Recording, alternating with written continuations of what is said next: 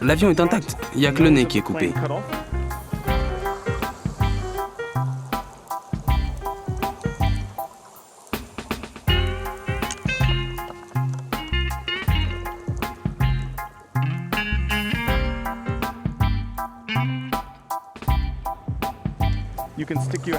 Tu peux passer la tête par le cockpit. Tout l'avion est rempli de poissons.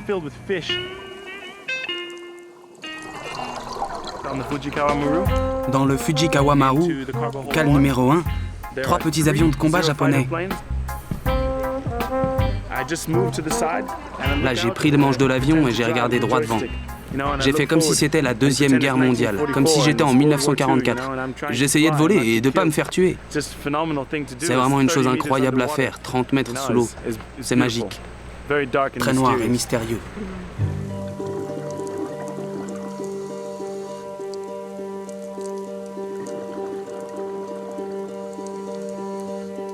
C'est l'un des plus grands cimetières marins du monde.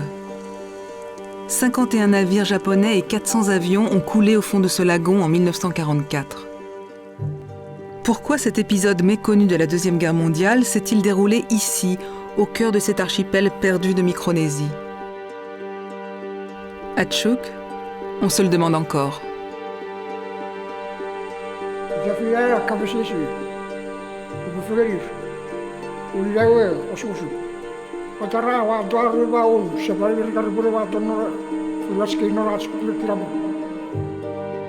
Le malheur des habitants de Chuuk est né d'un hasard géographique.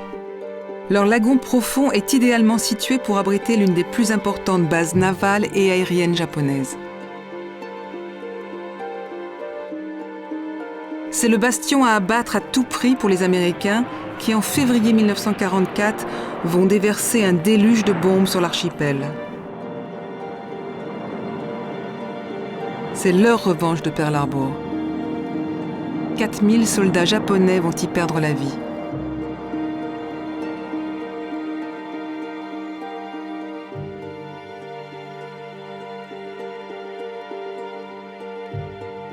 Le cauchemar d'hier s'est métamorphosé en trésor. Un trésor qui fascine les plongeurs du monde entier, mais un trésor qui se disloque. Corrosion, pêche à la dynamite. Des scientifiques australiens rêvent de sauver ces épaves, devenues l'unique ressource touristique de Chuuk. Mais ont-ils la moindre chance d'y arriver ?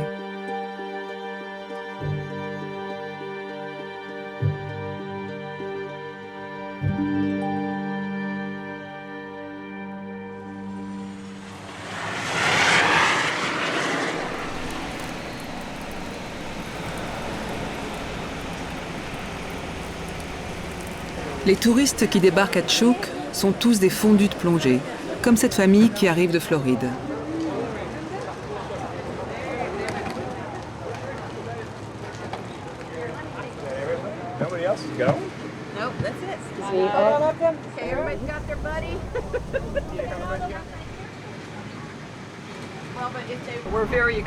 On est très excités, c'est le voyage de notre vie, c'était notre rêve de venir ici.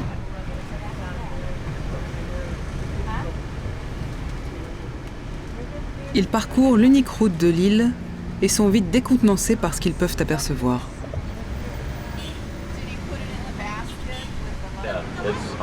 C'est incroyable. Rien n'est neuf. Tout a plus de 20 ans. Des baraques de tôle sans fenêtre. Je serais surpris s'ils ont l'eau courante. Pas d'air conditionné. Les choses sont vraiment différentes aux États-Unis. Ils se raccrochent à des repères familiers. Ah, il y a de l'essence. Oui, il y a de l'essence.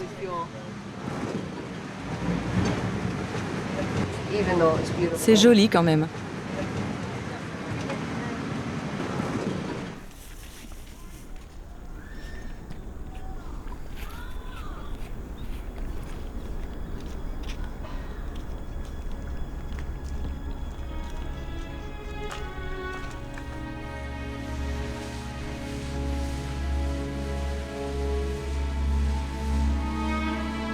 I grew up without knowing much. J'ai grandi sans savoir grand-chose. J'ai appris l'histoire de notre île par ma mère, mon père et ma grand-mère.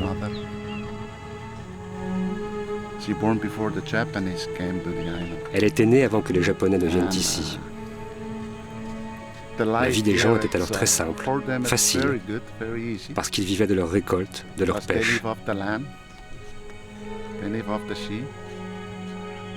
Ils travaillaient tous ensemble, s'entraidaient, partageaient ce qu'ils avaient pour vivre.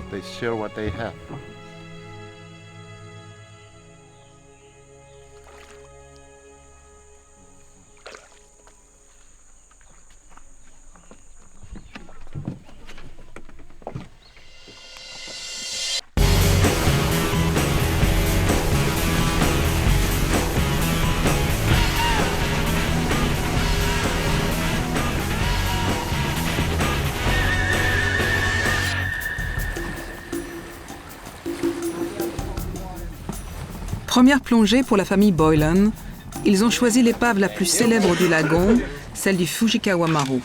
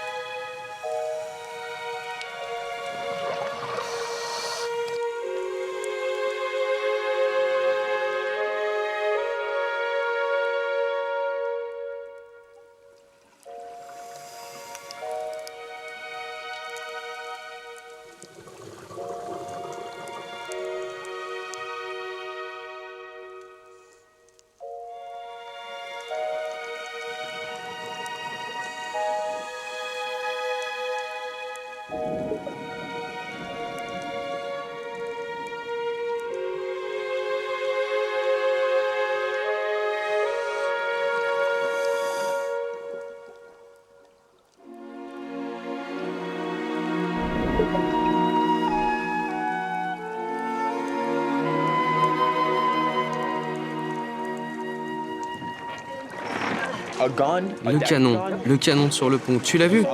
Incroyable, il fait 10 mètres de long. C'est gigantesque. C'est dingue. Dès que tu descends, c'est vraiment super. Des épaves, j'en ai vu, mais c'était rien à côté de celle-ci. C'est un voyage dans le temps, vraiment.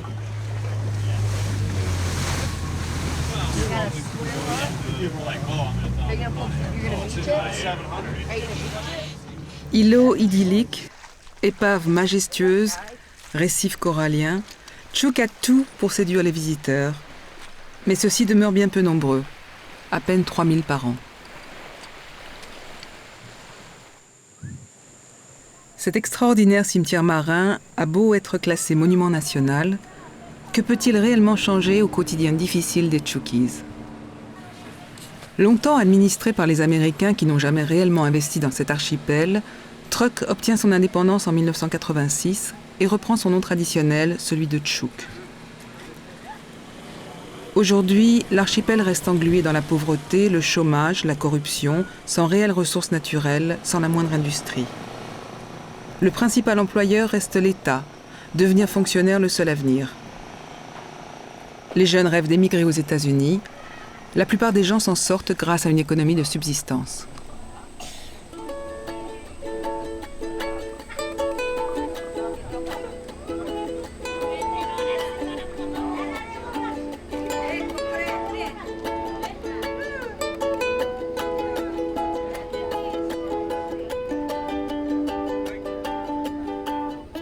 L'un des plus gros problèmes sur l'île principale, c'est celui du logement. Ils sont une trentaine de membres de la même famille à habiter chez leur oncle Mari. Celui-ci héberge ceux qui n'ont pas d'autre choix. Leur île est à 400 km. Ici, c'est le seul endroit un peu développé où ils peuvent étudier ou trouver du travail.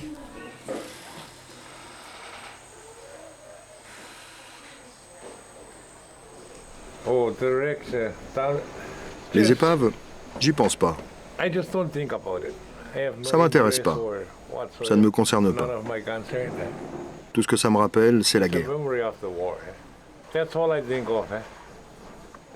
Et cette guerre, eh bien, je sais pas. Je ne comprends pas pourquoi il y a eu la guerre ici. J'ai lu l'histoire. Je pense que c'est parce que les Japonais sont venus en premier. Eux, ils ont bien compris que cet endroit pouvait leur être très profitable. Mais pour eux, pas pour les gens d'ici. D'après ce que mes parents m'ont dit, les Japonais, au début, quand ils sont arrivés, ils étaient bons. Mais quelques années plus tard, ils ont décidé que tout ici leur appartenait.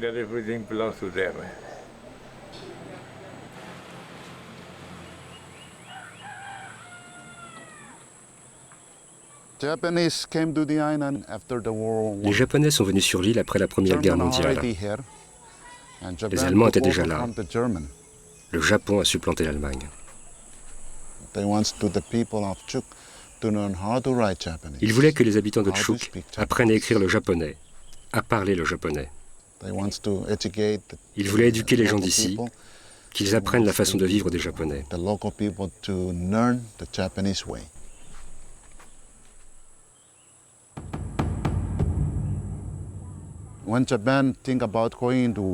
Quand le Japon a pensé à entrer en guerre, tout a changé sur l'île.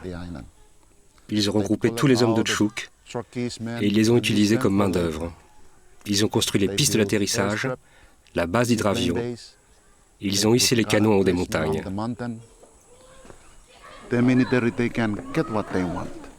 Les militaires pouvaient obtenir tout ce qu'ils voulaient.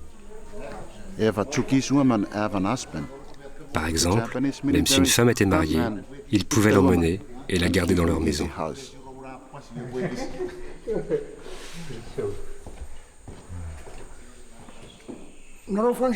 Mes sentiments pour les Japonais? J'étais terrifié, parce qu'ils nous forçaient à travailler comme des esclaves.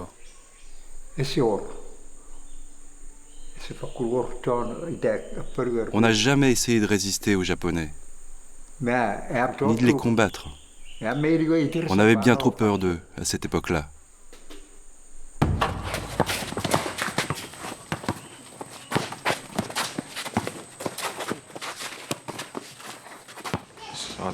Si je savais plonger, j'aimerais bien voir, de mes yeux, ce qu'il y a à l'intérieur des épaves. Pour voir les épaves, il faut apprendre à plonger. Il faut du matériel, il faut de l'argent. Pour nous, c'est très difficile parce que nous sommes très pauvres.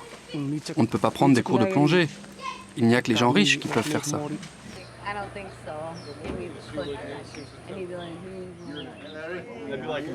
Sur l'île, l'économie va mal. La pêche depuis peu ne s'exporte plus. Le tourisme, même modeste, est désormais la seule activité économique consistante de l'île. Et une des rares sources d'emploi face à un chômage qui, loin des chiffres officiels, frôlerait les 70%. Gradvin a hérité du centre de plongée de son père, le premier de l'île. Et dans cette société basée sur la famille, la solidarité joue à fond. Aujourd'hui, nous employons beaucoup de monde. La plupart sont de la famille, des cousins, des neveux, des oncles. Nous travaillons tous ensemble pour le centre de plongée.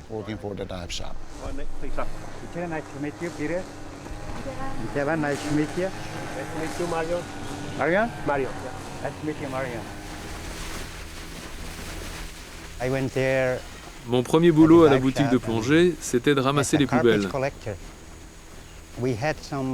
Et puis des instructeurs de plongée américains sont venus et ils nous ont donné des cours.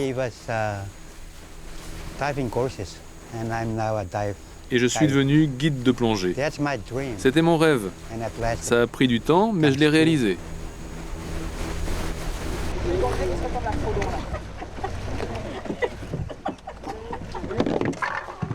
Sans travail jusqu'à l'âge de 40 ans, Nick peut maintenant faire vivre sa famille décemment en passant sa vie sur les épaves.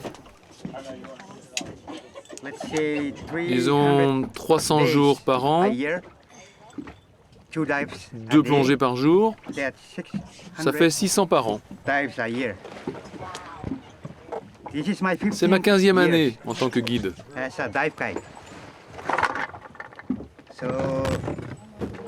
Alors voilà.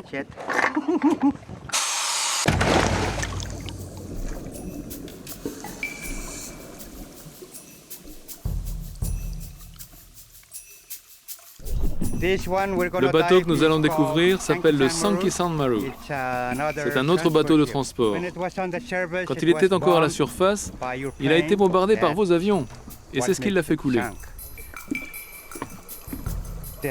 Dans la cale numéro 3, on peut voir des flacons de médicaments et des bouteilles de saké.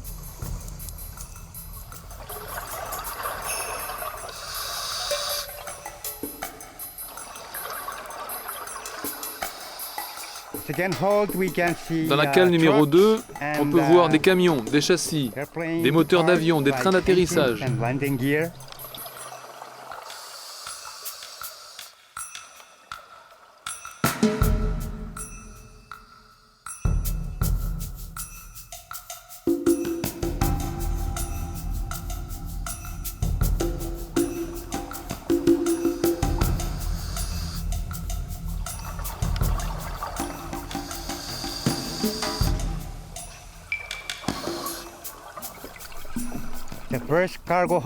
Dans la cale numéro 1, on trouvera des milliers de balles et des détonateurs.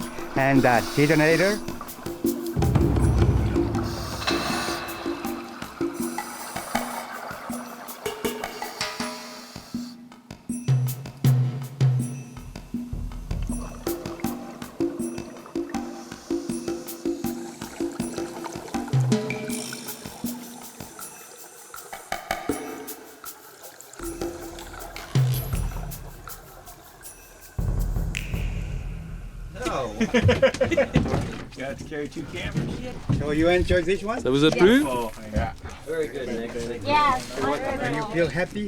Si vous êtes heureux, je suis heureux.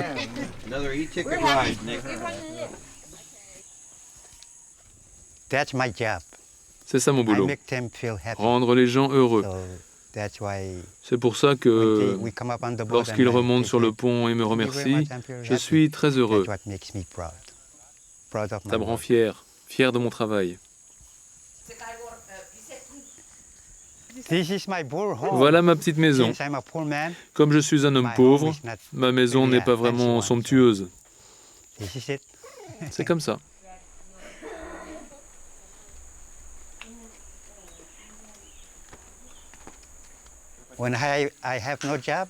Tant que j'avais pas de travail, je voulais pas me marier.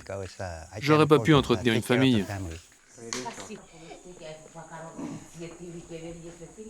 Nick pense que son travail est menacé. Depuis 15 ans, il a vu les épaves se détériorer peu à peu.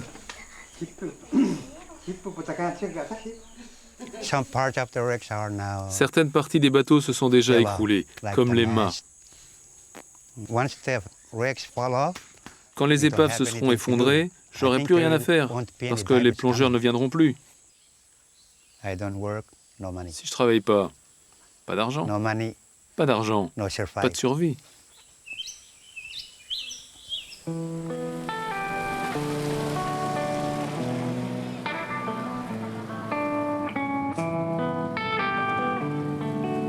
Ces menaces qui pèsent sur les épaves, Bill Jeffrey les connaît bien. Cela fait 6 ans que cet archéologue australien vient régulièrement à Chuuk pour travailler. Il y a urgence ici. Les épaves ont souffert de toute une série d'interférences naturelles et humaines. Et certaines parties des navires se sont effondrées. D'autres ont été endommagées par la pêche à la dynamite. Quelques épaves n'ont plus que 10 à 15 ans, voire beaucoup moins avant de s'écrouler. J'espère qu'on peut faire changer les choses. Et pour ça, on a une association intéressante de scientifiques qui travaillent ensemble.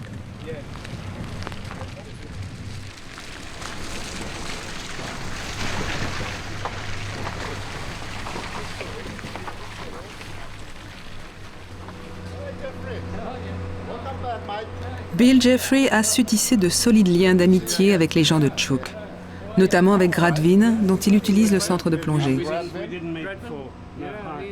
Bill est fier de lui présenter son équipe. Biologiste, spécialiste de la corrosion, conservateur de musée, c'est un mélange peu commun de compétences pour affronter au mieux tous les problèmes qui touchent les épaves.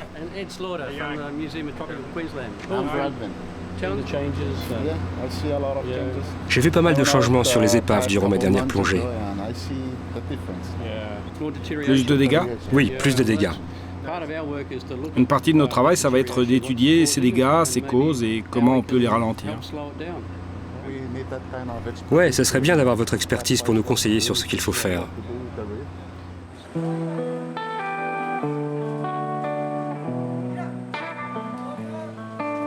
L'équipe doit d'abord étudier l'état actuel de ce patrimoine sous-marin.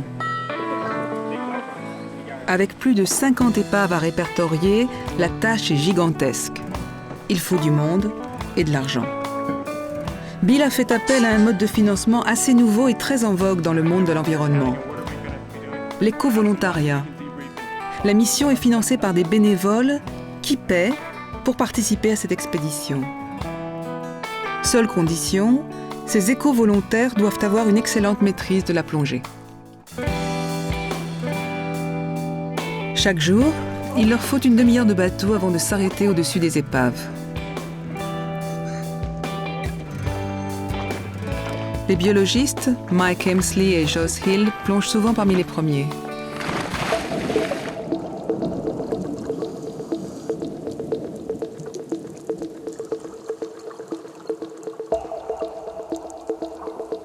Joss observe les coraux, en particulier ceux qui ont été endommagés par des ancres, des plongeurs ou de la dynamite.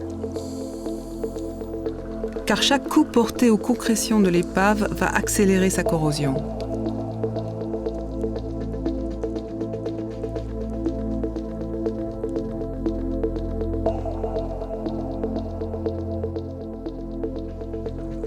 Mike s'occupe lui d'identifier et de dénombrer les poissons que les épaves attirent systématiquement.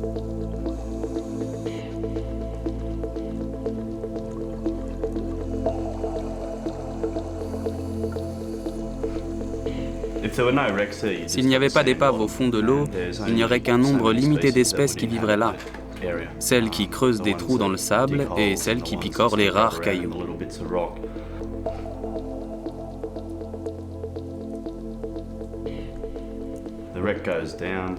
L'épave s'échoue.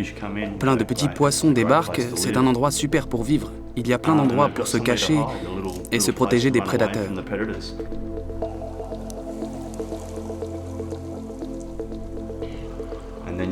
Ensuite, vous avez les prédateurs qui arrivent pour se nourrir de ces petits poissons. Et enfin, les herbivores déménagent pour se nourrir des algues qui poussent sur les épaves. Donc, c'est tout un petit microcosme qui se crée.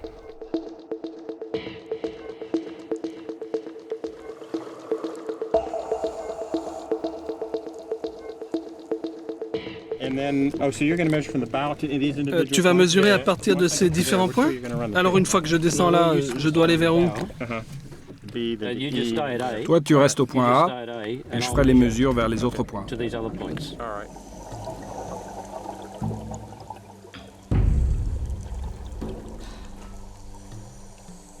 Les éco-volontaires apprennent vite à travailler à 20 mètres de profondeur. Pour certains, la tâche est assez facile. Il s'agit de tenir le décamètre et de se positionner au bon endroit pour permettre une cartographie juste de l'épave.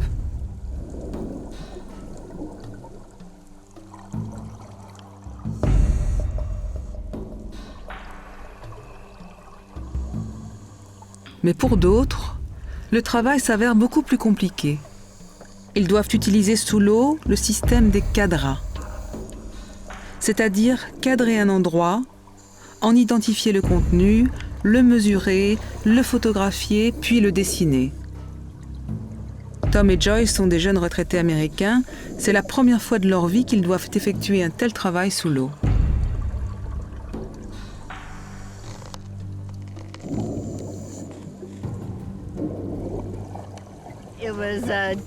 C'était difficile de maintenir son équilibre, de garder chaque chose en place pendant qu'on mesurait, et de se souvenir de tout ce qu'il y avait à faire, et de communiquer. Attends, reviens, on n'a pas mesuré ça, sans pouvoir se parler. Ils vont sûrement balancer nos premières mesures.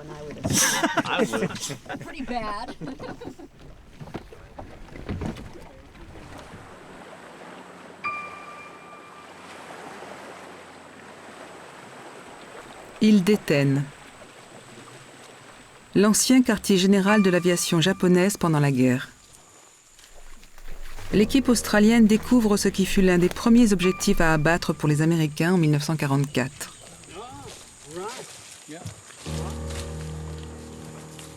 C'est encore un bâtiment fantôme.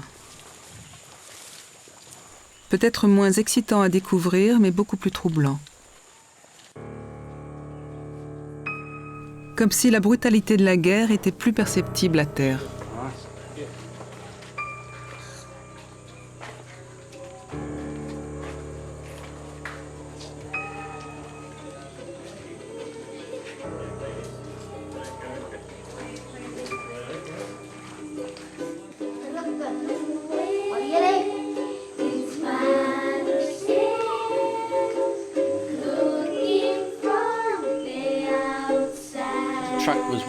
Truk était l'une des bases les plus importantes à neutraliser pour les Américains. Ils la considéraient comme le Gibraltar du Pacifique, l'équivalent de Pearl Harbor. Et quand ils sont venus pour la bombarder, ils l'ont neutralisée, mais ils ne l'ont pas envahie. Ils ont préféré la laisser pourrir sur pied, comme ils disaient. Et ils ont fait savoir à l'époque que c'était leur revanche de Pearl Harbor. C'était aussi important que ça pour les Américains. Le 17 février 1944, l'opération secrète Hellstorm, tempête de grêle, commence. C'est une attaque aérienne contre le bastion japonais. Les Américains redoutent le pire. Mystérieuse, la base est réputée imprenable.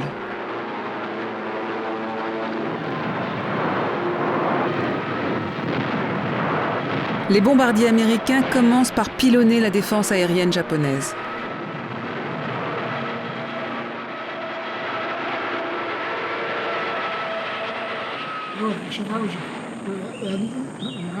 Ce qui m'a fait le plus peur quand ils ont lâché leurs bombes, c'est le bruit des explosions et la façon dont les bombes ont secoué le sol. Ça m'a vraiment effrayé. C'était la première fois que je voyais des choses comme ça.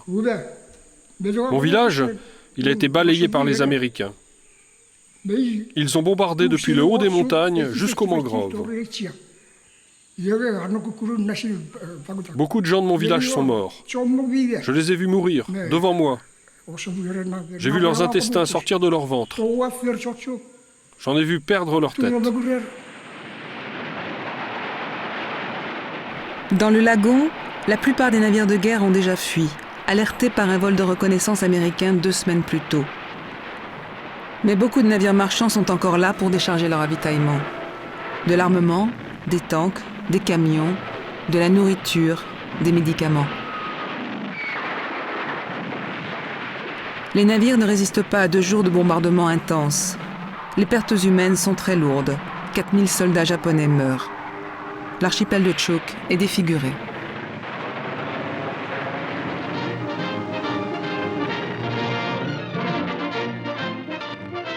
They come to surrender the great naval stronghold of Truk. Regarded by the Japs as their bastion in the Pacific, Truk was bombed and bypassed, and now is surrendered by the signature of its commander. Truk, one of the bases the Navy says America needs. They throw so many bombs, Ils ont balancé tellement de bombes. Vous pouvez vous en rendre compte avec le nombre d'épaves dans le lagon. Et qu'est-ce que ça a donné? Les gens d'ici ont souffert, les soldats japonais sont morts, et je ne vois aucune raison à tout ça. Peut-être c'est parce qu'on n'avait pas de machines comme des mitrailleuses, des bombes et d'autres choses comme ça. Mais pourquoi ils sont venus jusqu'ici pour se battre, je ne sais pas. Pourquoi les Japonais sont arrivés ici pour commencer, je ne sais pas non plus. Je ne comprends pas. Peut-être qu'ils essayaient de nous apporter la civilisation occidentale. Mais nous, on était bien avant qu'ils n'arrivent. On vivait à notre façon. On n'avait pas de riz, mais on vivait. On était heureux.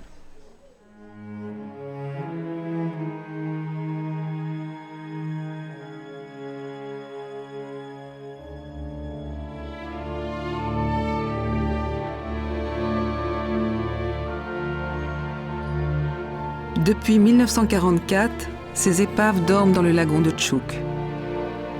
Il reste à leur bord au moins 36 000 tonnes de pétrole. Comment prévenir toute pollution catastrophique? Comment éviter tout effondrement mortel sur des plongeurs? Pour le savoir, l'équipe scientifique australienne doit déterminer très précisément l'état de corrosion de chaque épave.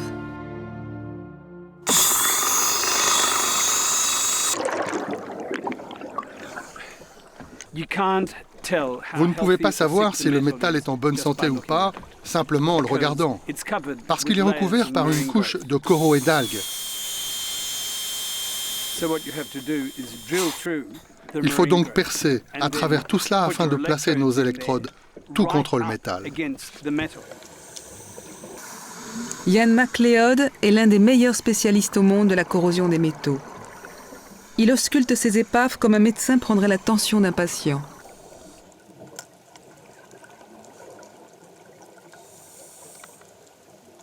L'action corrosive crée un courant électrique qu'il parvient à mesurer. Il m'a fallu 12 ans avant que je puisse comprendre tout ce que cette tension électrique sur toutes les différentes épaves pouvait signifier. Et puis un jour, soudainement, ça s'est mis en place. Les épaves me parlent quand je prends mes mesures. Elles me font savoir si elles vont bien. Les gens me disent, mais comment une épave peut-elle parler? Mais si, elle vous parle. Seulement il faut savoir ouvrir les yeux, les oreilles, mettre tous ses sens en éveil et observer, toujours observer, car tout sur l'épave peut vous expliquer ce qui se passe. Les Chuukies ont failli ne jamais réaliser qu'un véritable trésor reposait dans leur lagon. Après la guerre, s'il leur arrive de plonger en apnée sur des épaves, c'est uniquement pour récupérer du métal. Ce n'est qu'à la fin des années 60 que tout va changer, après la visite d'un célèbre bonhomme au bonnet rouge. Alors que je me prépare à plonger, les conséquences du raid de Truk accaparent mes pensées. Je sens à quel point l'histoire de la Terre est liée. Cousteau a été le premier à filmer les épaves de Chuuk.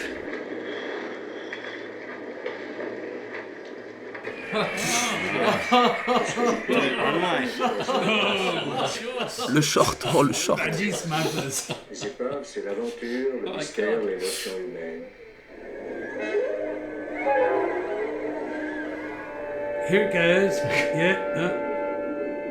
Secouez ça encore un peu. Regarde, il y a encore de la nourriture. Et voilà, ça a disparu. Selon les Australiens, la visite de l'équipe Cousteau n'a pas laissé que des bons souvenirs. Nous savons de différentes sources que Cousteau a ramené des tonnes de pièces d'ici. On ne voit que quelques articles dans le film, c'est intéressant. Je m'attendais à voir des cloches, des télégraphes de pont et d'autres pièces imposantes. Nous ne savons pas où atterrit tout ce matériel. On a essayé de pister, mais il est probable qu'on ne le retrouve jamais. Mais ce serait vraiment formidable si ça pouvait revenir à Chuuk pour un musée. Le film de Cousteau va jouer un rôle décisif dans l'histoire de Chuuk. Ces images vont fasciner les plongeurs du monde entier qui débarquent dans l'archipel dans les années 70. La seule personne qui sur place peut les aider, c'est Kimio Isaac. Il a appris à plonger à Hawaï, il travaille pour le département des ressources maritimes et se débrouille toujours pour remplir les bouteilles de plongée des visiteurs. Il rend service, sans imaginer que cela va bouleverser sa vie. Mon père s'est lié d'amitié avec ces visiteurs américains et ils l'ont poussé à ouvrir une boutique de plongée. Eux avaient très vite compris que Chuuk allait devenir un endroit culte pour la plongée sur des épaves. Mais mon papa, il ne comprenait même pas ce que c'était une boutique de plongée. Il me disait, tu sais, plonger sur du métal, je ne trouve pas ça très intéressant. Moi, je préfère plonger sur des récifs, c'est bien mieux. Parce que là, je peux ramasser des clams, pêcher au harpon, et j'ai toujours quelque chose à rapporter à la maison. Il ne voyait pas l'intérêt. Pourquoi est-ce que des gens viendraient plonger sur des trucs en métal ?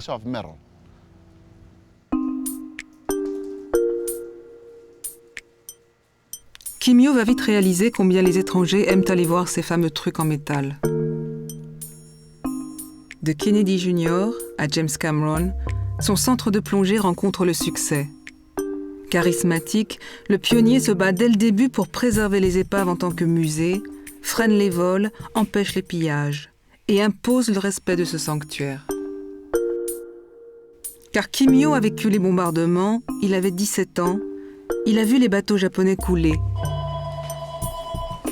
Sur l'un d'eux se trouvait son ami, un Japonais avec qui il travaillait sur les docks. Mon père et lui étaient très proches. À chaque fois qu'il plongeait sur son bateau, il apportait des fleurs pour saluer la mémoire de son ami. Il restait sur le bateau et ne parlait pas pendant un moment, parce qu'il avait vu ce bateau couler.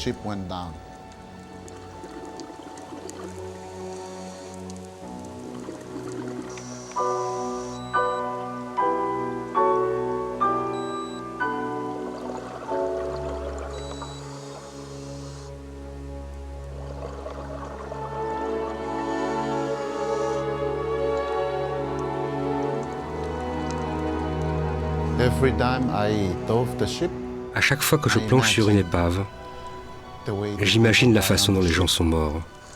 Et je me demande, et si ça avait été moi, qu'est-ce que j'aurais fait? Qu'est-ce que ces milliers de personnes ont pu faire, coincées à l'intérieur du bateau, avec l'eau qui montait?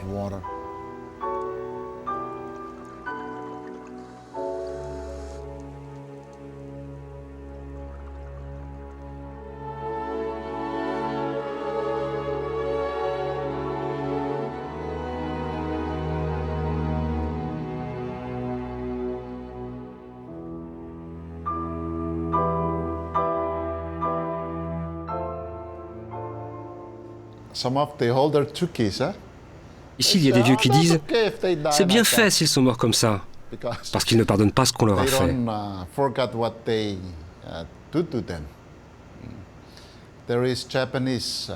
Un jour, des Japonais qui avaient vécu sur l'île sont revenus. Et des vieux Tchouki sont arrivés avec leurs machettes. Ils voulaient se battre avec eux.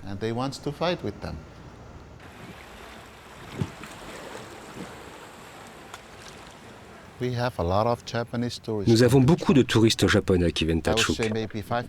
Je dirais que 5% d'entre eux ont envie de plonger sur les épaves.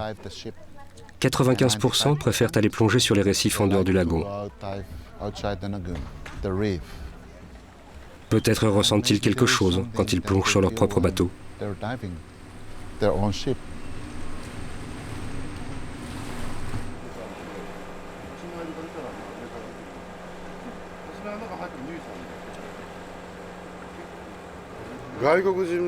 Les touristes étrangers, quand ils voient des os, ça leur plaît. Ils sont comme émoustillés à la vue des crânes, des tibias. Mais quand les Japonais, eux, se retrouvent dans les zones où il y a des ossements, ils sont choqués et ils ressentent beaucoup de tristesse. C'est normal. Ce sont nos ancêtres, c'est notre peuple. Ce sont nos familles qui sont mortes pendant cette guerre. Quel que soit le temps, l'équipe australienne multiplie les plongées, apprend à déchiffrer ce fameux langage des épaves cher à Ian MacLeod. Celles-ci ne vont pas disparaître demain matin, mais se disloquer un peu plus chaque jour, suivant l'inexorable destin de tout objet métallique dans de l'eau de mer. Enfin, ce qu'on a toujours considéré jusqu'à présent comme inexorable. Car Ian MacLeod veut tout simplement changer le destin de ces épaves.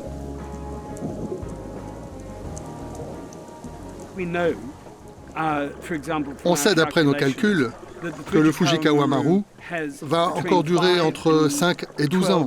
Il va rester dans le même état. Puis il va subir une série d'effondrements catastrophiques.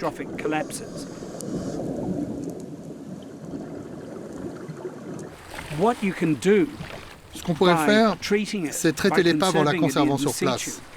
Arrêter la corrosion du métal tout en fabriquant une couche de carbonate de calcium.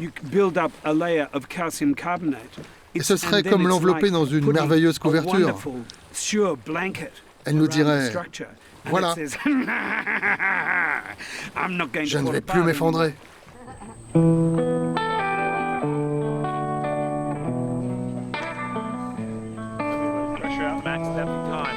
Il y a les rêves fous de MacLeod qui imagine sans cesse des plans de sauvetage.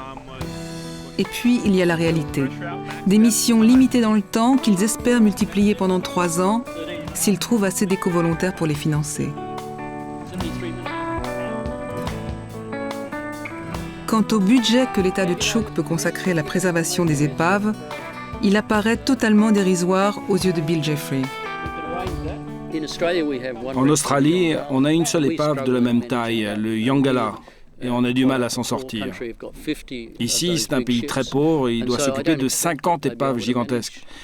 On ne peut pas s'attendre à ce qu'ils arrivent à gérer cela quand nous, un pays bien doté, on a du mal avec une seule épave. Ces bateaux étaient japonais, ils ont été coulés par les Américains, c'était leur guerre. Ils ont laissé le bordel ici. C'est maintenant aux Tchoukis de s'en occuper alors que c'est un pays de misère. Moi je pense que les Américains et les Japonais devraient donner davantage d'argent aux Tchoukis pour prendre soin de ces épaves.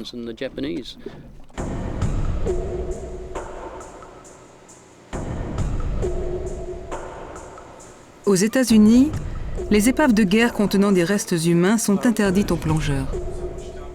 Mais à Chuuk, les touristes peuvent toucher les ossements. Choqués, révoltés, l'association des familles des soldats japonais a réagi.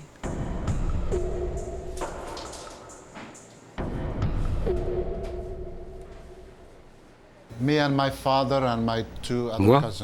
mon père et 2 cousins, on a aidé les Japonais à récupérer les restes humains sur les épaves.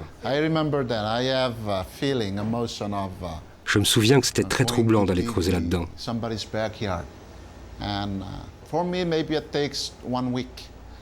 Il m'a fallu 1 semaine pour que je m'habitue à ramasser ces ossements, et puis à les déposer de plus en plus vite dans des sacs.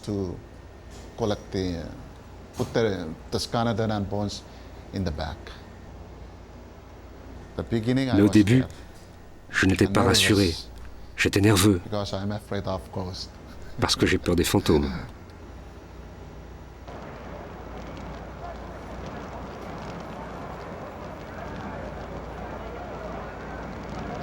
Le but de ces cérémonies est de libérer les âmes des défunts. Les familles ont donc tout fait pour que les ossements soient incinérés et les cendres rapatriées au Japon. Car selon la religion japonaise Shinto, l'âme des morts ne peut trouver la paix tant qu'ils ne sont pas enterrés dans leur propre pays.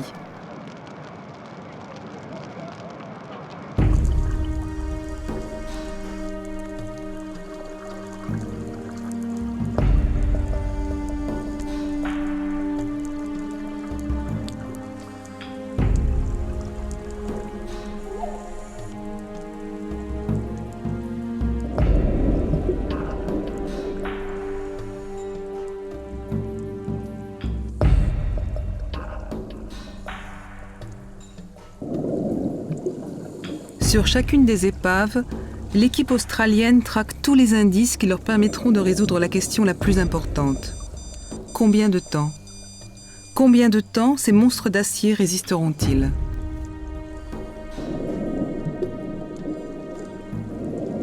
Il est trop tôt pour se prononcer précisément. Les épaves tiendraient encore le coup 5 à 15 ans. Mais Ian MacLeod préfère déjà se concentrer sur une autre question. Que faire concrètement pour que ces épaves résistent à l'épreuve du temps ? Comment faire pour empêcher qu'elles ne disparaissent ?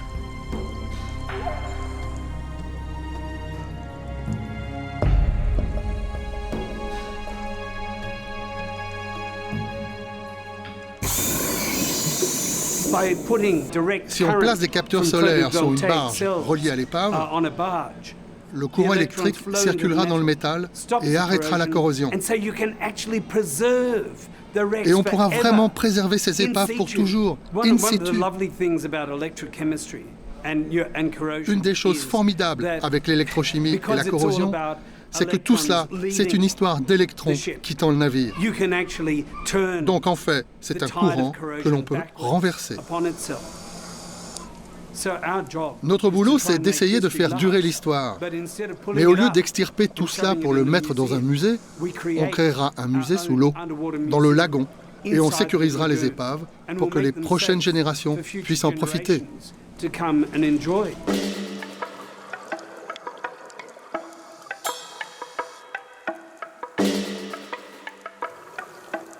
Stopper la corrosion des épaves dans la mer.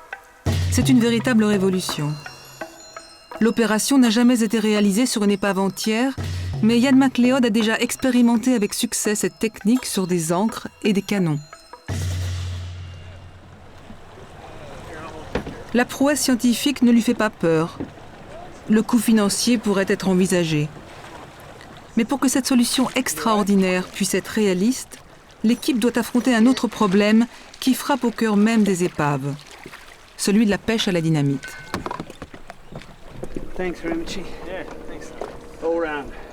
Aujourd'hui, ils ont l'impression d'avoir marqué un point contre ce fléau.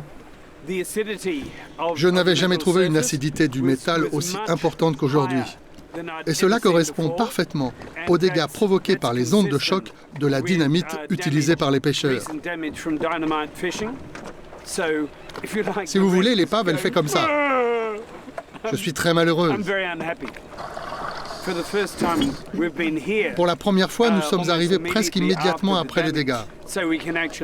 Donc on peut les mesurer. Jusqu'à maintenant, c'était l'incertitude. Est-ce la faute d'un typhon, de la dynamite? On sait qu'il n'y a pas eu de typhon. C'est donc la pêche à la dynamite.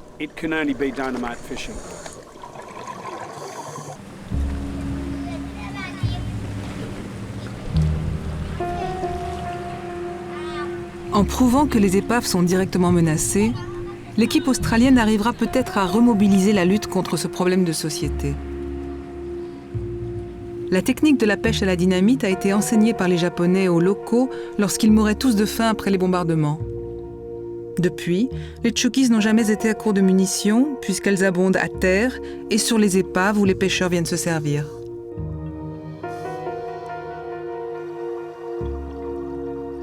Les piles bien rangées de mines diminuent sans cesse. On voit très bien celles qui manquent.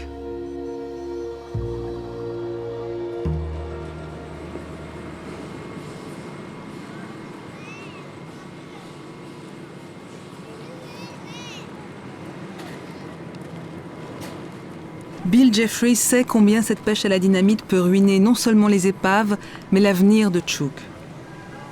L'archéologue n'hésite pas à jouer les sociologues en quête de solutions. Il a convaincu des pêcheurs à la dynamite de lui parler. Ces derniers ont souhaité rester anonymes. Je ne veux pas que vous vous sentiez mal à l'aise. Je ne cherche pas à ce que vous vous sentiez coupable. Je veux simplement comprendre le procédé. Demande-leur où ils vont faire ça. C'est sur les épaves ou sur les récifs? En fait, on recherche les gros bancs de poissons. Donc on en trouve près des épaves, ça arrive. Mais généralement on pêche à la dynamite sur les récifs.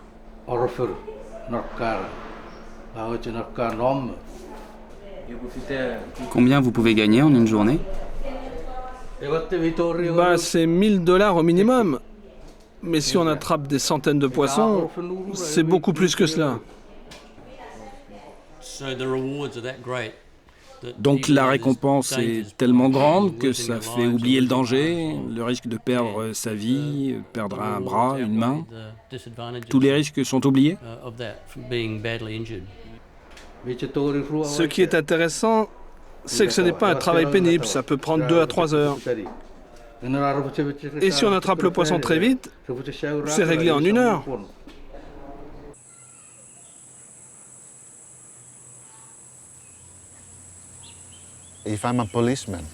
Si j'étais policier et que je vois mon frère utiliser de la dynamite, je vais le laisser partir. Je ne vais pas l'arrêter.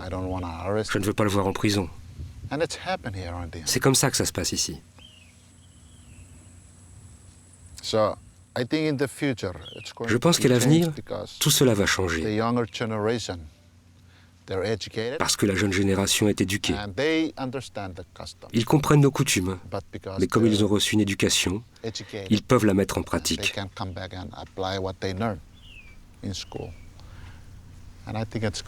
Donc je pense que les choses vont changer. Je l'espère. Bientôt. Et le plus tôt sera le mieux.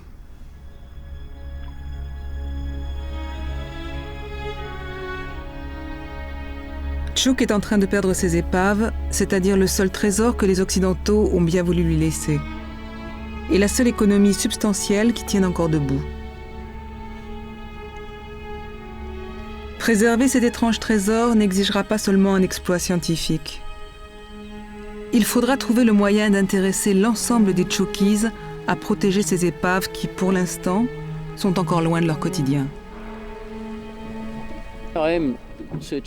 Je cherche comment les gens pourraient bénéficier davantage des épaves. Comment ça pourrait aider tout le monde. Parce que sauver les épaves, c'est aider les gens. En fait, je me suis aperçu qu'au-delà des épaves, ce sont les gens d'ici qui m'apportent vraiment.